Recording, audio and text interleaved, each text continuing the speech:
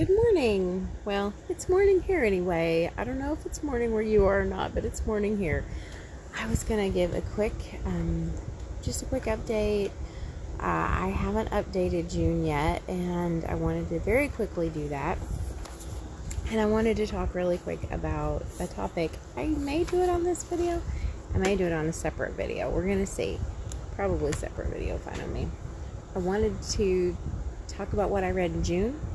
I don't think I'm going to finish another book in June. If I do, I'll come back with another update.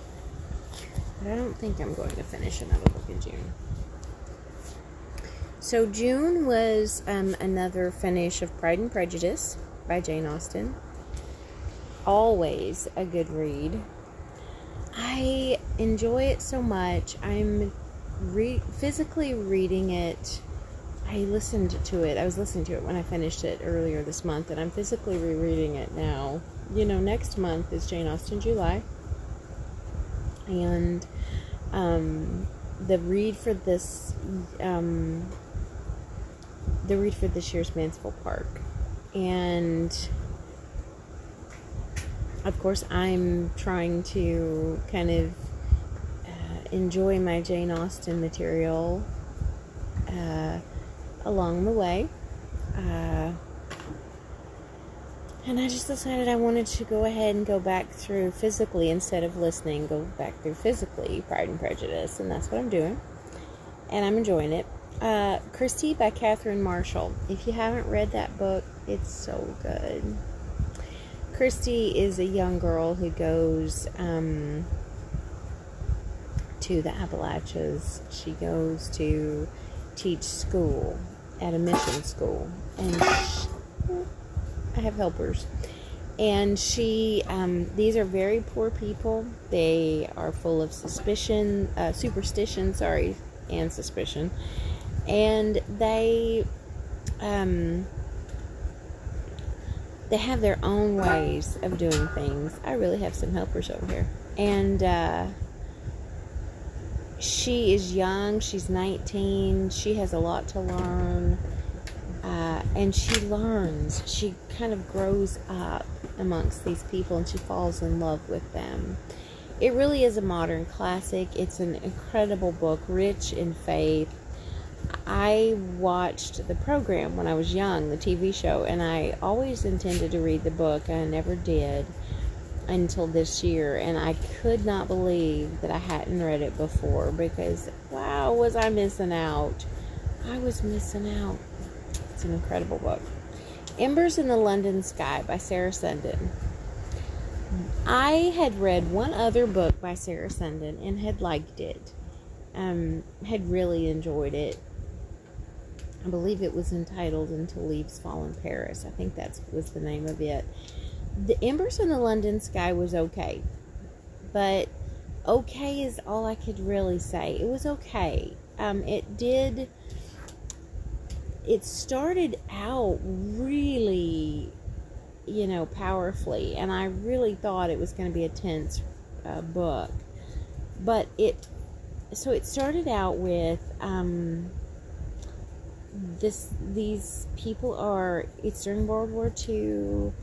They're trying to, they're Dutch, and they're trying to leave because they're being attacked. And this woman has an abusive husband. They have a little boy who has a deformity. He's missing the fingers on one hand. The husband is very embarrassed by this. He doesn't want anyone to see this child. He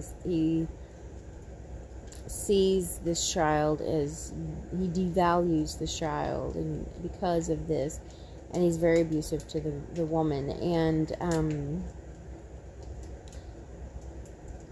on their trip, while the woman is sleeping, the man gives the baby away, the little boy away.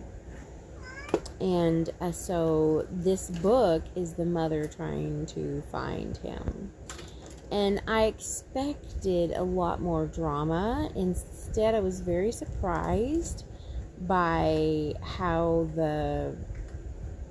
calmly the mother navigated her day to day. I really expected more emotion from her. I think I was disappointed by that. But the ending was good.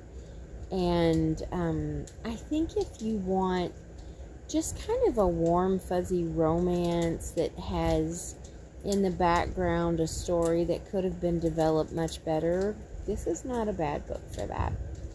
I will reread it, and I hope the next time I do, I have different feelings. It was not bad. I was just disappointed. I read Mansfield Park by Jane Austen this month. It was my first time to ever read Mansfield Park. I thought that it was going to take me such a long time to get through it that I wanted to start it in June, because I really thought it would take me at least a month to get through it, and I wanted to read it with everybody else.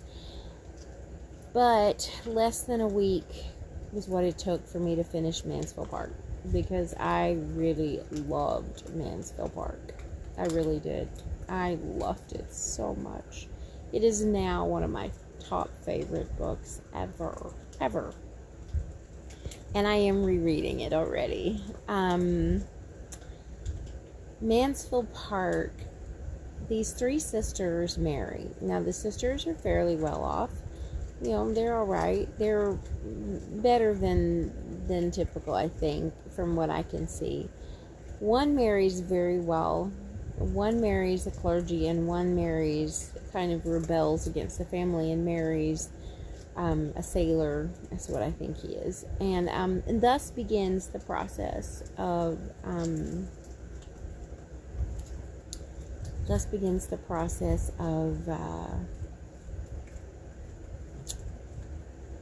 the play of the story. At some point,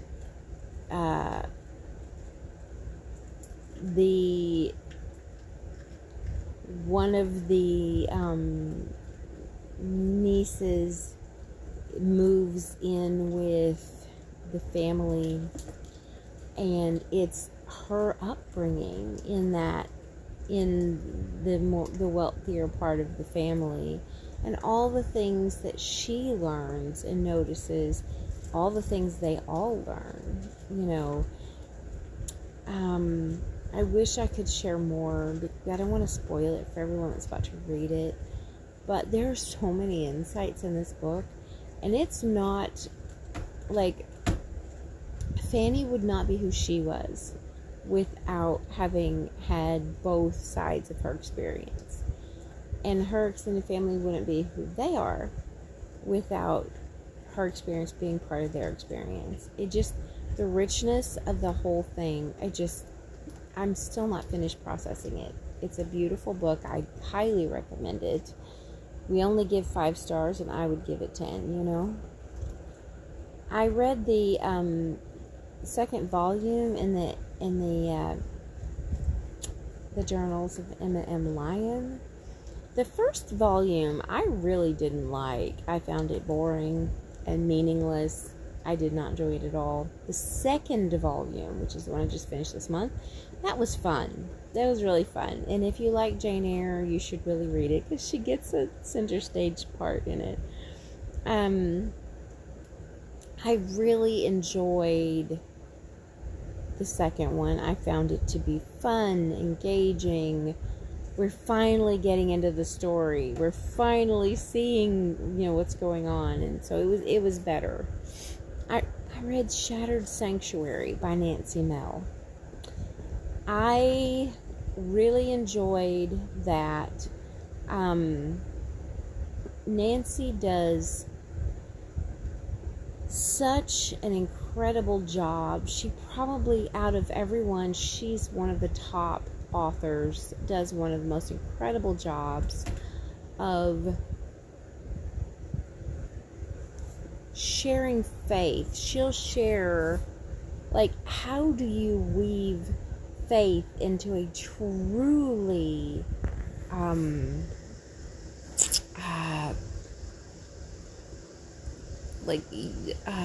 do you say it? Her stories are suspense, And so you're in the middle of this story about a serial killer, or a lot of it is, of what I've read, has been serial killers, but these truly horrendous crimes. And in the middle of this truly horrendous crime, you may have just seen the worst parts of the story, truly horrendous crime. And all of a sudden, you're in the middle of the faith portion.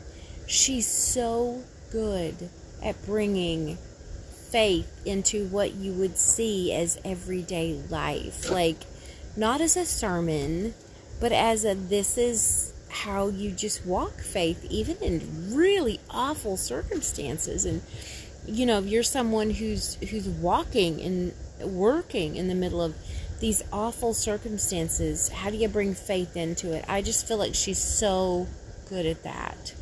She's just so good at it. Shattered Sanctuary, they've gone to a cabin retreat. They're there just to spend some quality time. This one woman has left the FBI, another woman has left the police force, and they're there because the one who's left the police force is really struggling, and she needs some downtime, needs some away time, needs some time to do some healing. And they end up in the middle of a horrific crime, I really enjoyed it. I really did. I mean, I've come to really appreciate Nancy's writing. I really have. Now, I'm reading presently a handful of books, and I don't know where it's all going. I don't know if this is where I'll stay. Will I complete these? Will I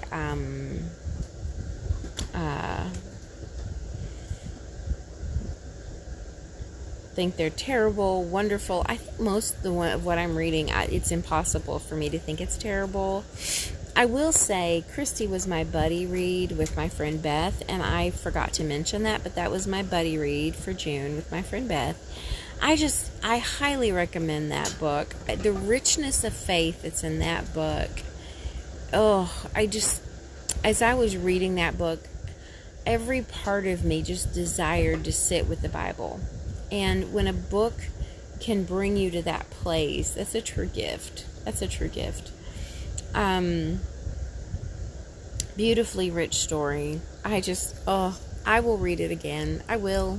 I can't believe I let it go so many years. I will, the Lord allowing. Anyway, so what I'm reading right now, I am reading The Curate of Glaston by George MacDonald. This is the trilogy edited by Michael Phillips. It has 2 or 3 different names. It's in Scotland, set in Scotland. Our clergyman is Thomas Wingfold, and he is a good man, a really good man, and he's a clergyman, and he fully just accepted it without really thinking about it much. But he, even though he's a good man with good character traits, he's not a converted man. And this first book is about his great awakening. And so we will meet other characters. We will see faith as it is walked out in these 3 books, which are all under the title of The Curate of Glaston. It's just so charming. The writing is good. I just find the moments that I sit with it to be rich and peaceful. So good. I am reading Pride and Prejudice again. Really enjoying it. Getting down into characters and, studying characters. I'm reading Mansfield Park again. Again, enjoying it. Getting down into the various characters and details that maybe my first read through I may have missed. Really enjoying it. I'm reading Clock Tower Bound by Shatona Havoc. And I'm enjoying that book. Shatona has her own a channel where she shares her podcast with various authors. She shares what she's reading. She shares what she's writing. Shatona is one of my favorites. She's a favorite of a lot of us. She's really an amazing person, and her writing is so varied. She has so, she loves a lot of different genres, and she writes several. Her writing reflects that, and her writing is rich. It's good. You can tell that she's spent her life reading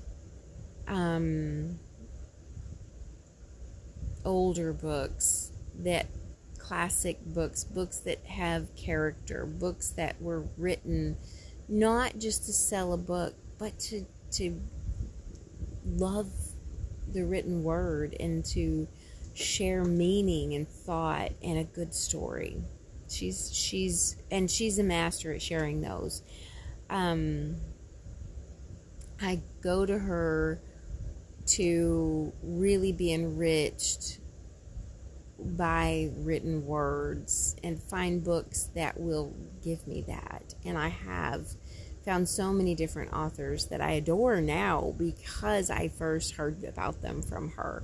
Her books offer me that. I could sit here and spend an hour talking to you about the different books of hers I've read. Clock Tower Bound is not book one in the Bookstring series, but it is a fun book. You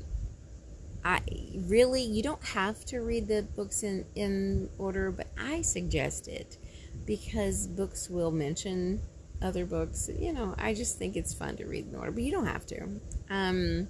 It's a good series. It's a fun series. And Clock Tower Bound, it's in Bern, Indiana is where it's set, and Shatona has family, her daughter, grandchildren. I think probably there's a son-in-law there too somewhere, but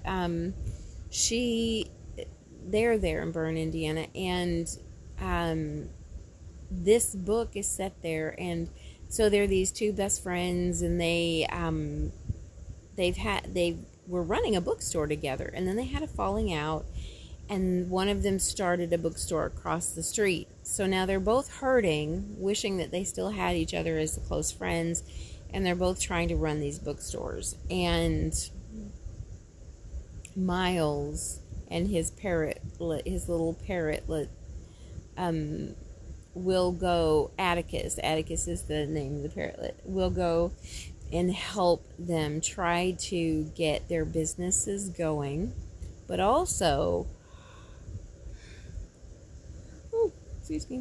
as the case always is, he will work on the human beings in the relationships that they have, trying to help them to be their best.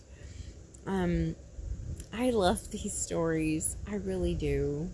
When I did a recent literary exercise, Miles was actually one of my characters who I brought in to my literary exercise to visit with the other characters and see how they interacted with them.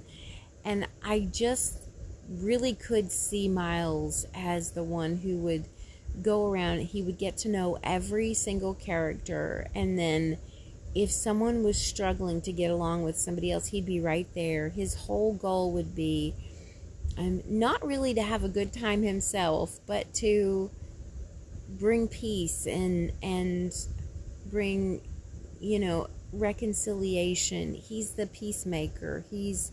Blessed are the peacemakers. He's highly blessed because that's his whole goal, and his heart is good. His heart is so good. Miles is such a good character, and we have to love Atticus. We have to. I'm also reading Her Mother's Hope by Francine Rivers. Now, Francine Rivers has written a lot of books that people don't like. Some people don't like because there's enough sexual tension in them to kind of make it iffy, for people.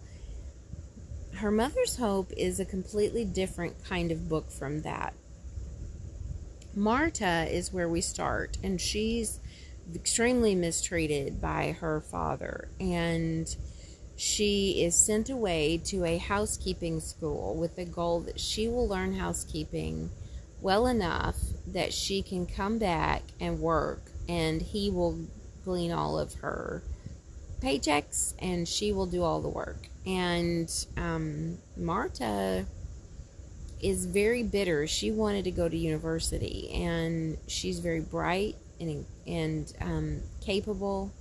Her mother is ill, and her mother really is the faith force for Marta. And so in the beginning, we see where Marta comes from, and we see how her family and her life unfolds. And it is a story, a two-part saga about the generations, Marta's legacy and the generations, how each step affects another generation. So book one is Her Mother's Hope, and so far I can tell you it's totally different from her other books, completely different from her other books, and I've been surprised. I've kept thinking this is not like Francine Rivers' writing at all, but it's a good story, so I've enjoyed it.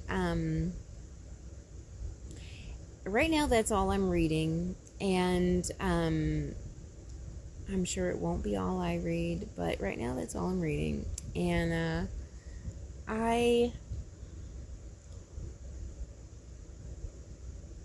I think that's all I'm going to talk about this time. I think I'm going to leave it there. I have some thoughts rolling around in my mind, but I'm not prepared to share them, I don't think. I think I'm just too tired. I don't think I can put them together right now. But I wanted to at least catch up what I've read and what I'm reading, and then I'll do another catch up soon. If you've been reading something this month, I'd really love to hear what it is. I love new book ideas. I'd love to hear what you're reading. But for now, this is June the 25th, 2026. It's a Friday. Take care.